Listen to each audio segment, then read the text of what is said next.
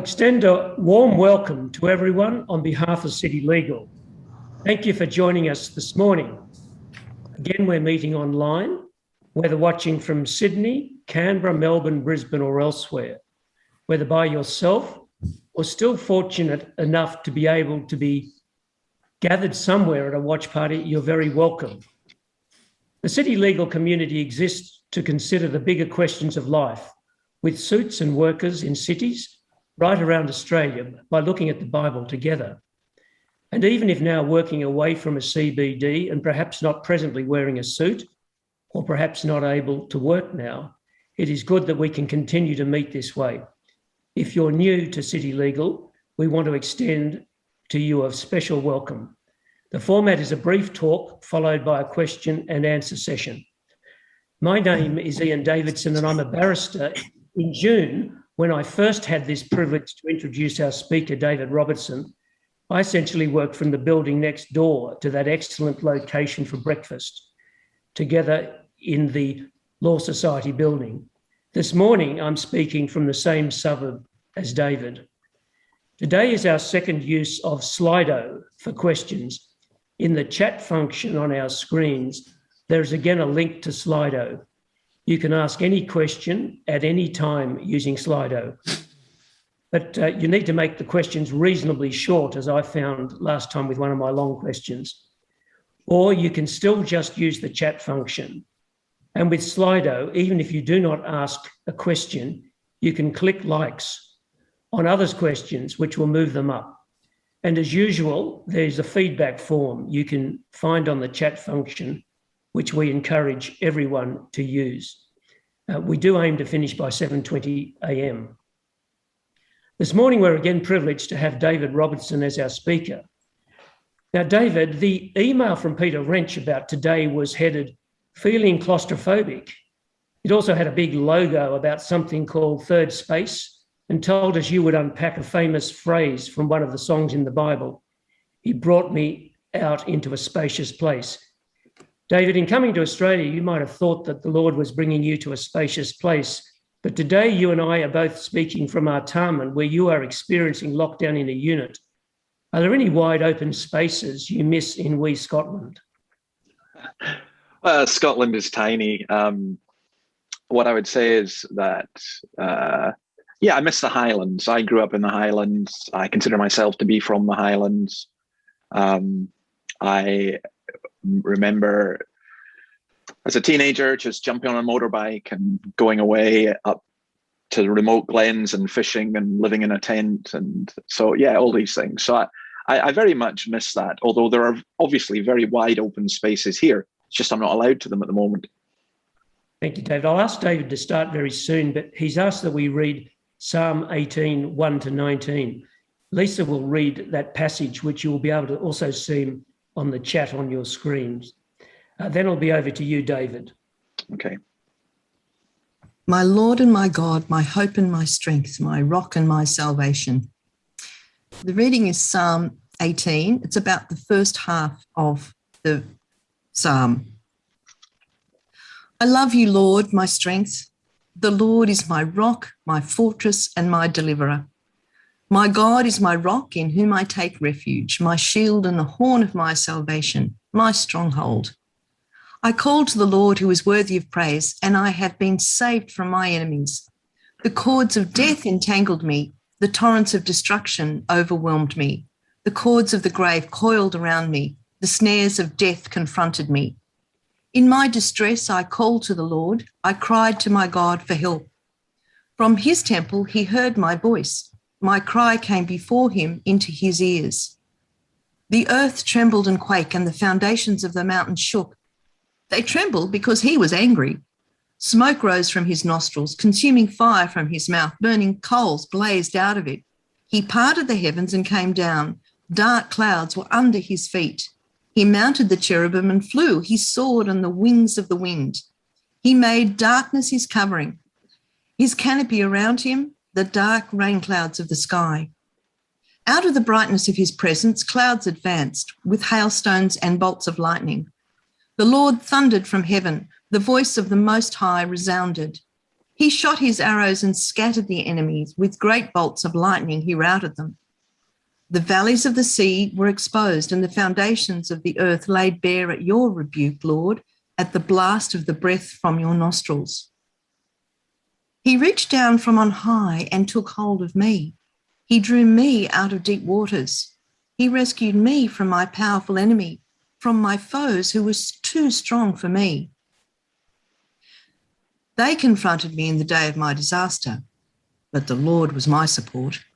He brought me out into a spacious place. He rescued me because he delighted in me. Back to you. Okay. Well, folks, listen, I don't want to be too long with this, but let me just raise some issues with you. This will be a little bit more perhaps personal than usual. I want to explain about the whole idea of space, and Third Space was the Bible Forum as well. We'll come into it. But really, just this whole idea of space and what is involved. Last weekend, I was reading The Australian on Saturday morning. And as I started, I just thought, oh, thank goodness I'm not listening to Leonard Cohen or sitting here with a bottle of whiskey and a knife, because it was so depressing. We had Page warning us about the possibility of nuclear war with China. We had COVID, of course, more and more and more and more about COVID. We had various things about race relations. And then I saw that we had the IPCC report coming up on climate change, and I knew what the headlines would be. And of course they were. With this week, they were, world burning, all that kind of stuff. And when you get stuff like that, it's a bit oppressive. I tell you, I've stopped watching Gladys at 11 o'clock and poor Dr. Chant as well, because it can be quite oppressive. And I'm thinking here in Psalm 18, David's in an extremely oppressive situation. He is facing death. He's very, very close to death.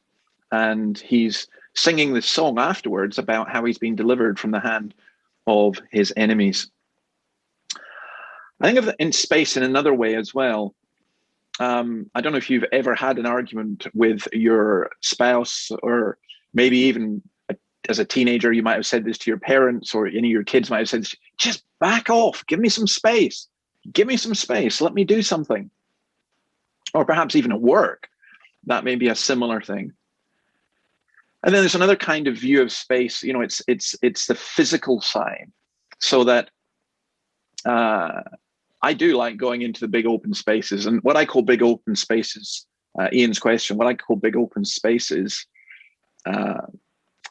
in Scotland, you'd probably go much, much bigger open spaces. But I did like that. And right now, here we are in lockdown, and I'm in an apartment, which is a spacious apartment by Sydney standards. I came from a house that was what we call a manse. It belonged to the church, and it had 9 rooms, 4 bedrooms and 5 downstairs rooms.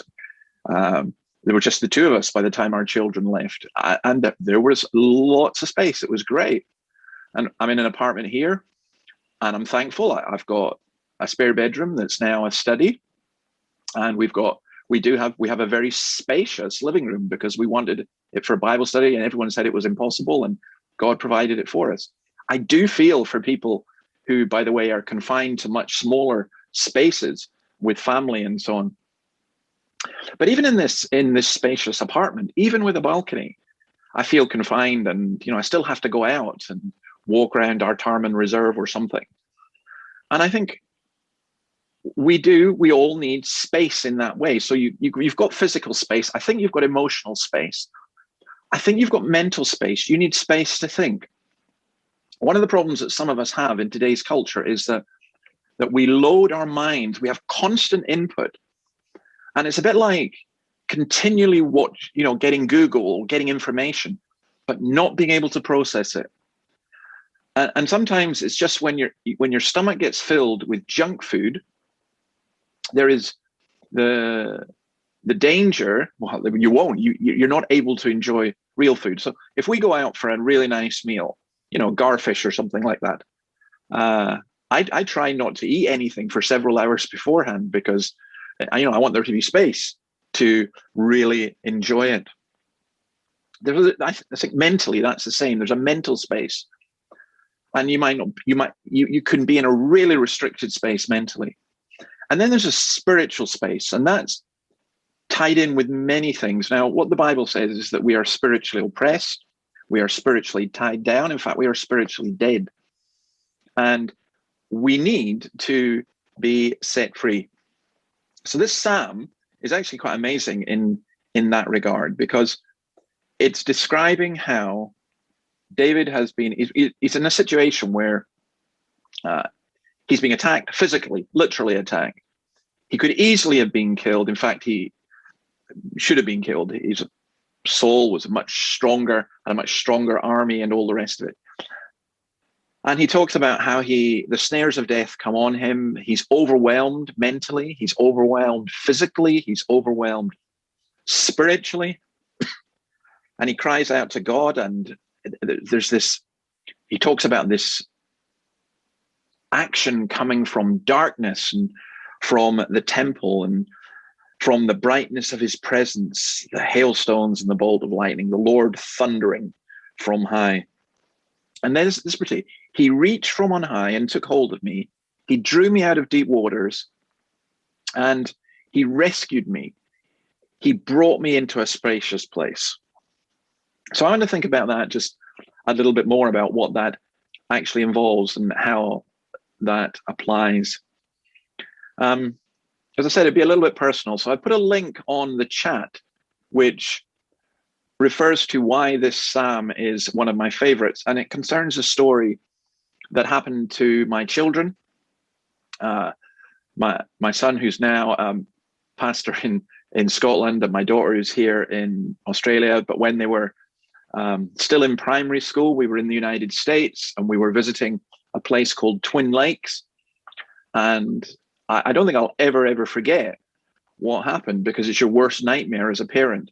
This was a kind of camp and so one of the stewards of that place, he said, I'll take the kids and drive them around in a golf cart and let them see different parts of the camp.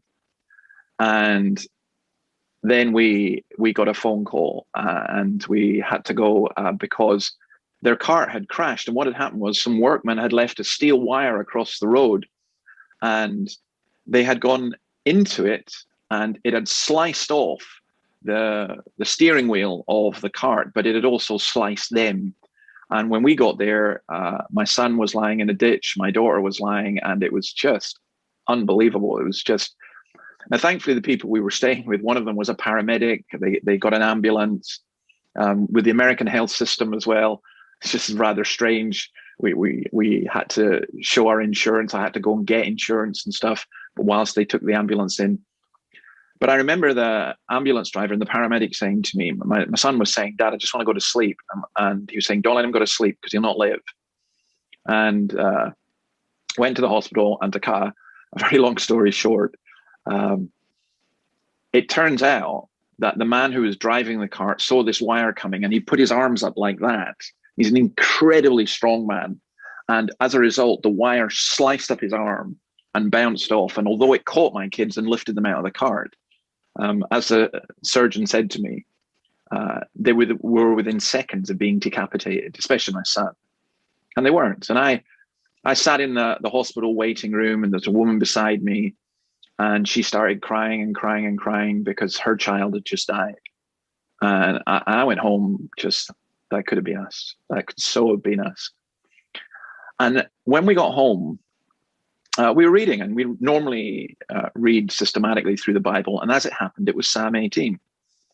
And I read this: "He reached down from on high and took hold of me. He drew me out of deep waters." And my son said, "That was me, Dad. That was me." I said, "Yeah, that was you. That was you." Now, that's a very dramatic story, but it's a story that has a big impact upon you personally. And I do think that all of us, there's a sense in which we need this rescuing. There's a sense in which sometimes we find ourselves falling deep into a pit. It's maybe not as overwhelming as just seeing your children lying with blankets over them out in the open and thinking, well, they may not live here. That's very dramatic. But there can be less dramatic ways of stuff piling in on you, a heavy blanket coming over you. To be honest, I feel that just now. My father died a month ago. I'm not allowed home to my mother. All the stuff I was supposed to be doing apart from city legal, it's basically been cancelled. Stuck in an apartment. It's you think you feel a certain level, and I must admit there are things that are going on in society that I feel are very, very oppressive in different ways. And yet, this spacious place, he brought me into a spacious place. I think that's a wonderful thing for us to have. So let me describe it in each of these ways. Come back to this space.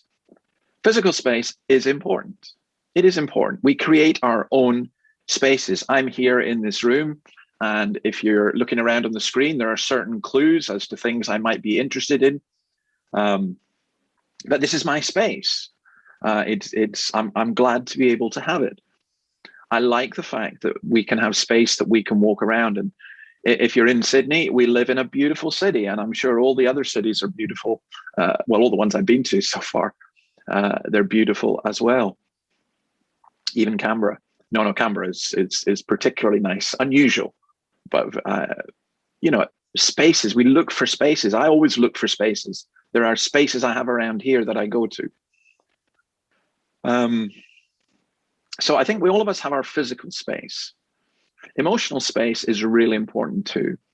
And I find that how the Lord protects and guides and gives you space to feel, really, that's vital. And the mental space too.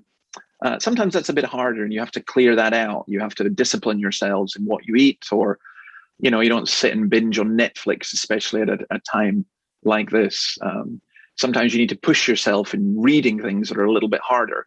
And actually, it's really good if you can meet with friends who are of like mind, and you just click and you go, yeah.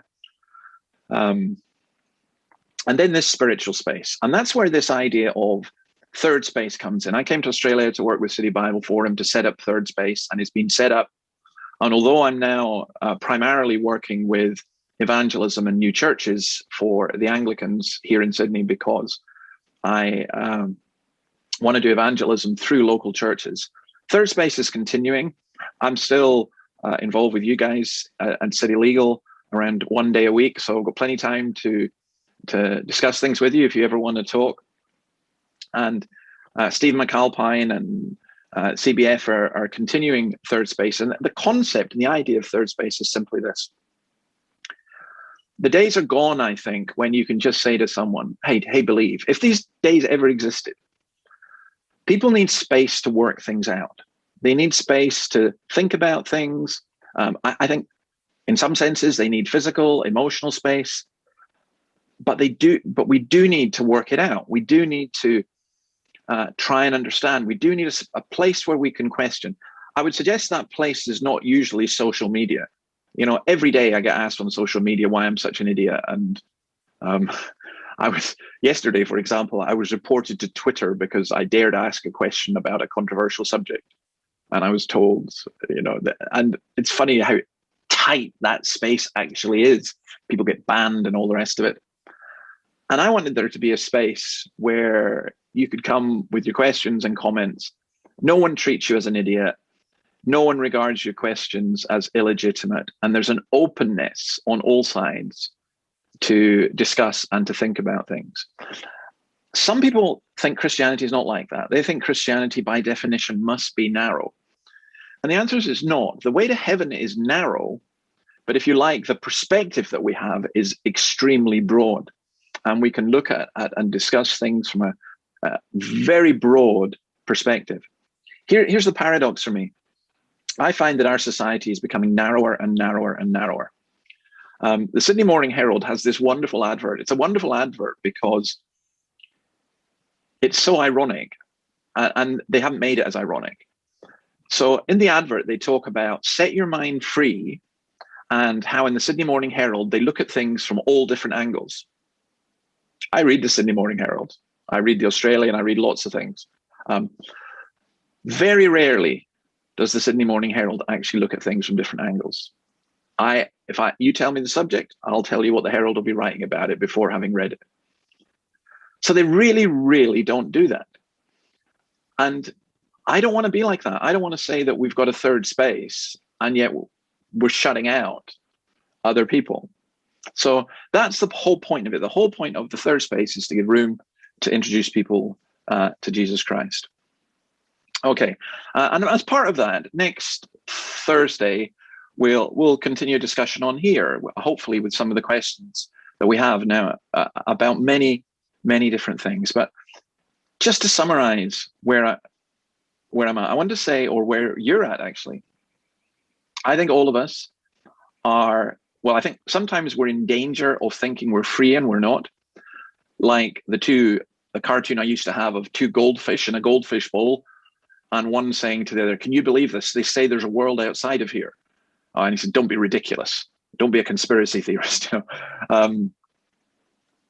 I want us, and we do need to have different spaces. Now we need boundaries and we need barriers as well. A completely open mind where there's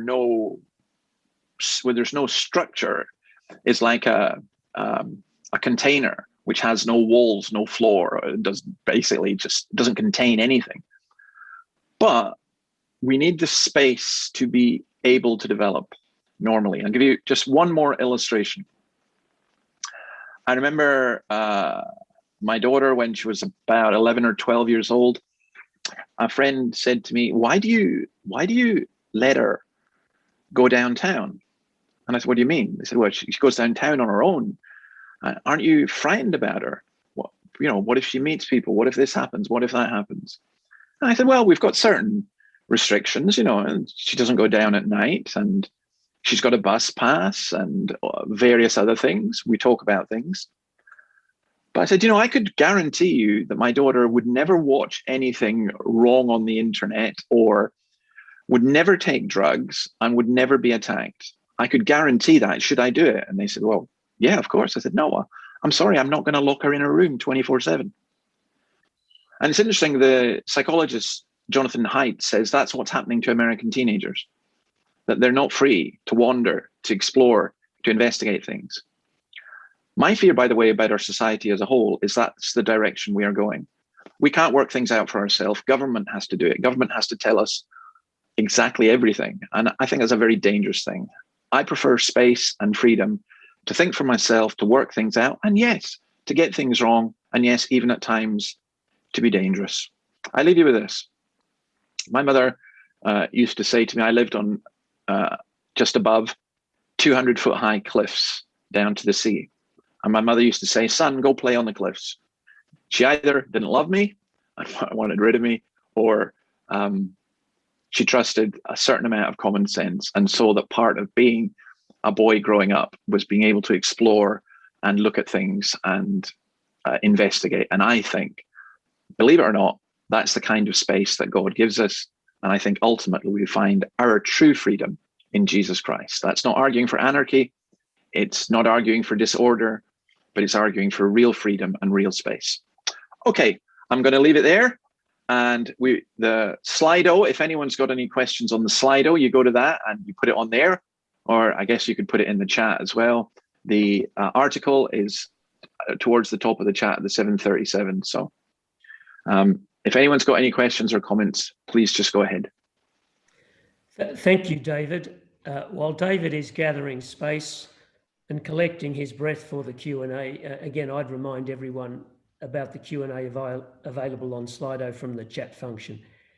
And today, not just because of my lack of technological prowess, David will deal directly with the questions which will go to him, and at least we're hoping that.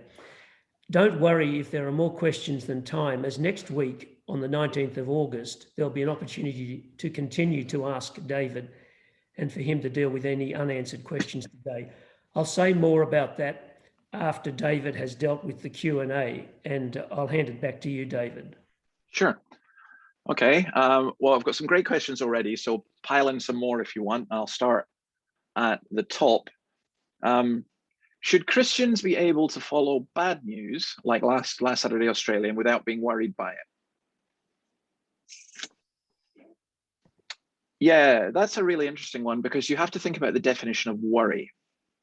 So what is the difference between worry and care? Now, most of you watching this are lawyers. So the definition of words is incredibly important. From a Christian perspective, Jesus tells us not to worry about things, even basic things like, why do you worry, he says in the Sermon on the Mount, about what you're going to eat or drink.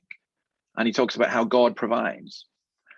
And there are some people who take that principle and they'll say something like, I don't know if you saw the woman with the poster on the demonstration saying, you know, Jesus is my vaccine.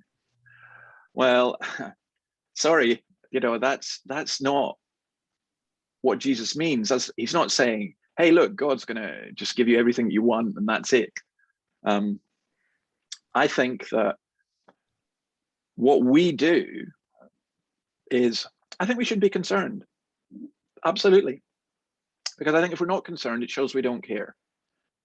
I mean, which of you, if you had a child, if your child suddenly developed a fever and collapsed, would you just sit there and say, I'm not worried. I'm not worried. It doesn't bother me. So I think that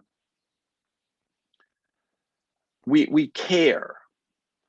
And I think to some extent we can feel. Now, I believe that only Jesus can carry the burdens of the world. We can't do that. One of the things I feel for Jordan Peterson, the Canadian psychologist who's so popular, is that I think he genuinely does care for people, but he tries to take on himself the cares of the whole world, and he can't cope. And I think that we're not supposed to do that. I think if you're not a Christian, you can choose to just ignore everything and live in a bubble. But I think if you are a Christian, you have to open yourself. So I think you will care, but you won't panic. And I think the big thing is you won't be in fear. It's very interesting. Our current society, our current form of governance, you know, I grew up in the days when people mocked the church for saying, oh, they're trying to frighten you into the hell, into heaven rather. And how do we operate today? Fear, fear, fear, fear. I don't think Christians should fear, but I think we should care. Okay, when you said that some things that occur in society are oppressive in different ways, what are some of those things? Well, okay, there's one of them. The use of fear as a form of control. I find that oppressive. I find the inability to speak freely about issues, the inability to disagree with people. I find the constant threats of different things. And I do find that oppressive. It was very, very oppressive back in my own country in Scotland. And it is oppressive here. I think if I lived in Victoria, for example, it's oppressive that you can't teach that men can't become women, for example. I think things like racism can be incredibly oppressive. There are all different kinds of things that weigh down upon you.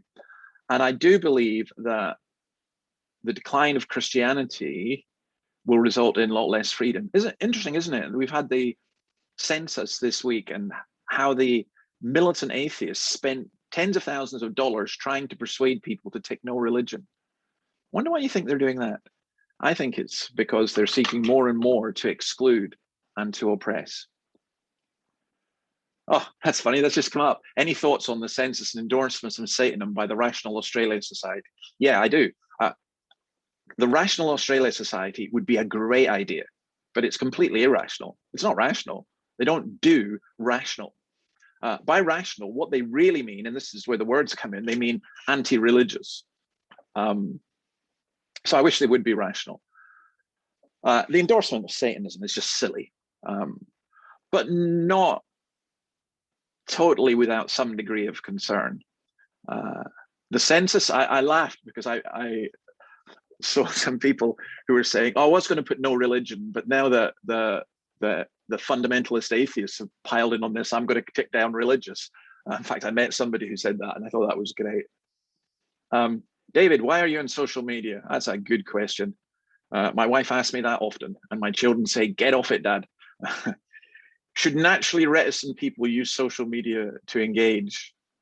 Well, as one of these people, the answer I would suggest would be yes, but not as a way of overcoming reticence. And there are rules, just old-fashioned one-on-one discussion. Look, social media, I'm thankful for it because it allows you to make contact, but it is very, very limited.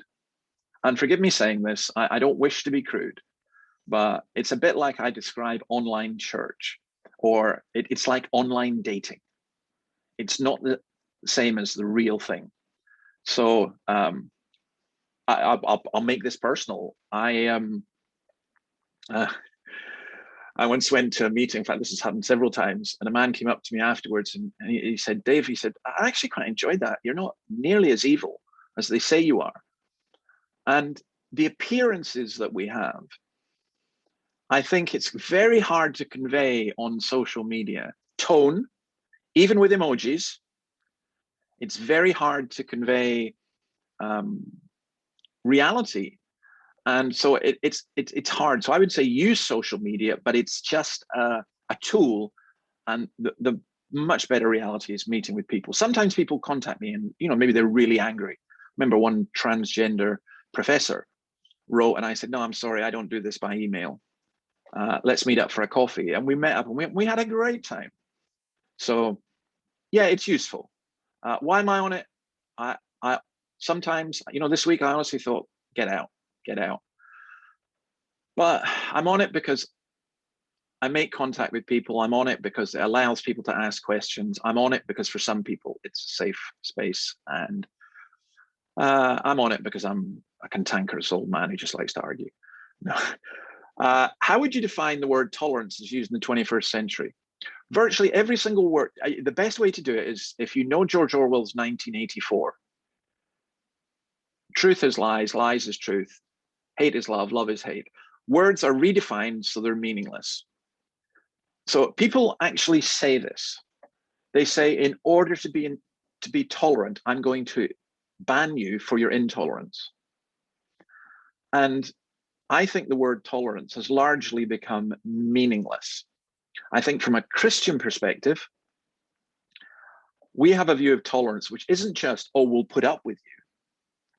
And I think the 21st century view, there are three views. One is, I'm going to tolerate you if you agree with me on absolutely everything. The other is, I'm going to put up with you. But the Christian perspective is, I'm going to treat you as a fellow human being made in the image of God. And although I may disagree with you, I also recognize that I could be wrong in many, many things. And I'm in the same boat as you. And so let's stick with this together. Okay. Jesus did wander, and as I recall, went to mountains and hills alone to pray. Yeah, he did. And why did he do that? Well, I think partly he did it to get away from people at times. I think he went to get himself some space. I'm sure that that's true. And that's what he did. But then he did come back to people. I was reading a very interesting guy called Thomas Manton, who's a Puritan. And it was very, very appropriate. He talks about the dangers of solitude. There are some people, and maybe some of you watching this, and this, you quite like lockdown. I can think of one pastor who loves lockdown because he gets to be in his study. He doesn't have to bother with people. And that's a great thing to him. And I'm going, no, that's not really your job. It's like a teacher I met and said, teaching is great if it wasn't for the pupils. I think that, yeah, you do need to get space. You do need to think about things. I mean, we find ourselves surrounded all the time so I have these things, headphones, and I go out for a walk, and I just make it a rule now, switch them off. Listen to a podcast, take a long enough walk, but switch them off and be silent at times.